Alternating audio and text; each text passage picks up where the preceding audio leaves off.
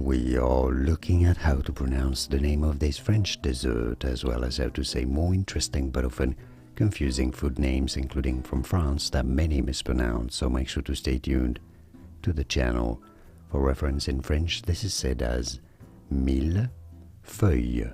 Mille means 1,000, feuilles means sheets, really, so 1,000 sheets, because of this layered thing on the cake. Anyhow, the S of feuille is definitely silent. I know in English many say it as mille feuilles or whatever. No, mille feuilles. Mille feuilles. You could say it, mille feuilles. From French, mille feuilles. And now you know. More videos here, right here, on how to pronounce more interesting French cooking terms.